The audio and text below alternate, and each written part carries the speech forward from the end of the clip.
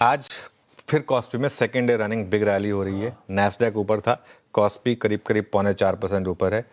मुझे लग रहा है कि आईटी के लिए वापस थोड़ा नेगेटिव है और एक बार के लिए 200 डे मूविंग एवरेज पर आकर निफ्टी आईटी अटक रहा है। बार बार अगर आप देखें, अब हम 200 डे मूविंग एवरेज, देखिए 300-400 पॉइंट को मैं इतना बड़ा डिफरेंशियल नहीं मानता हूँ, लेकिन मोटा मोटी अगर आप देखेंगे तो वहीं पर आकर अटक रहा है।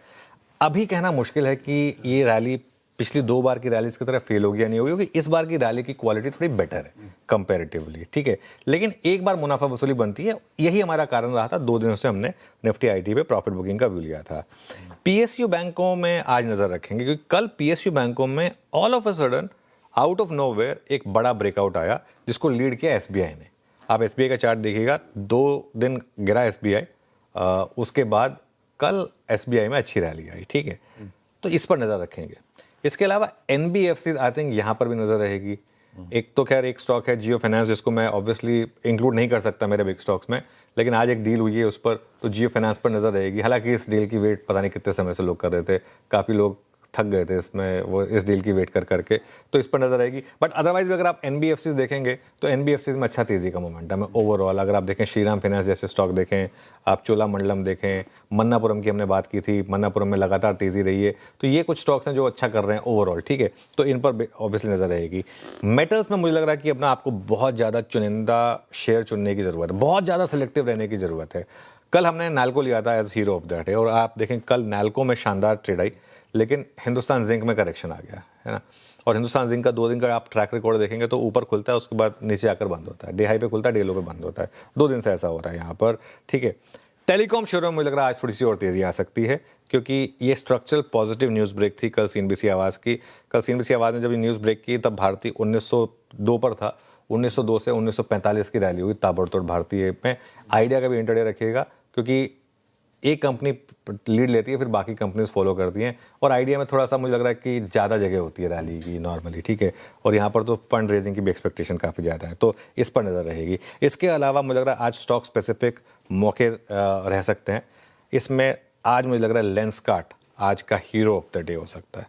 और एक बात बताऊँ, मैं सच बताऊँ तो लेंसकार्ट से ज़्यादा हेटेड आईपीओ कोई नहीं था, लेकिन लेंसकार्ट ने सबको रॉन्ग प्रूव किया है नंबर्स डिलीवर करके, और इसीलिए इस आईपीओ पर लिस्टिंग के बाद से हमने एक पॉजिटिव व्यू लिया था, अगर आपको याद हो तो। और क्या पैसा बना के दिया है इसने, नतीजे शानदार हैं, और यहाँ पर एमएससीआई में भी एंट्री मिली है, तो इस वजह से ये आपका मुझे लग रहा है आज का हीरो ऑफ द डे हो सकता है। जैसा मैं कह रहा हूँ, हमारा आईपीओ के टाइम से एक लेंसकार्ट पर एक पॉजिटिव व्यू था, और शायद न्यू एज स्टॉक्स में हम बाकी सब स्टॉक्स की बात करते हैं, सबसे अच्छा शेयर अब शायद लेंसकार्ट है आगे जाकर। और आई थिंक इन नंबर्स के बाद people will look up and notice कि बॉस कुछ तो कर रहे हैं ये, और कुछ तो किया है इन्होंने, पीयूष बंसल ने, ठीक है। और स्टॉक स्पेसिफिक अभी भी मौके हैं, लेकिन थोड़े शायद पहले से कम है। आज Tata Motors commercial vehicle, astral, GMR, Apollo hospitals और पेट्रोनेट, इन पर अर्निंग्स का इंपैक्ट दिखेगा। अपोलो के नंबर्स अच्छे हैं, लेकिन दिक्कत अपोलो के साथ आ गई 2 दिनों से, वो जो थोड़ा सा प्राइस कैप का एक ट्रिगर आ गया है, उसकी वजह से अपोलो हॉस्पिटल्स चल नहीं पा रहा है। मैक्स भी कल काफ़ी गिरा था, फोर्टिस काफ़ी गिरा था। एमएससीआई चेंजेस का भी आज आपको रिएक्शन देखने को मिलेगा। एमएससीआई चेंजेस का सबसे जो 2 बड़े बेनिफिशियरीज हैं अपार्ट फ्रॉम लेंसकार्ट, वो हैं अदानी एनर्जी और लॉरस लैब्स। आपको याद होगा जब अदानी की न्यूज़ आई तो उसके बाद हमने अदानी एनर्जी की बात की थी कि ये फोकस में रह सकता है, क्योंकि यहाँ पर एमएससीआई की एंट्री हो सकती है। और लॉरस लैब्स और एसबीआई कार्ड और एस्ट्रल, यहाँ पर मुझे लग रहा है कि सबसे ज़्यादा दबाव संभव है।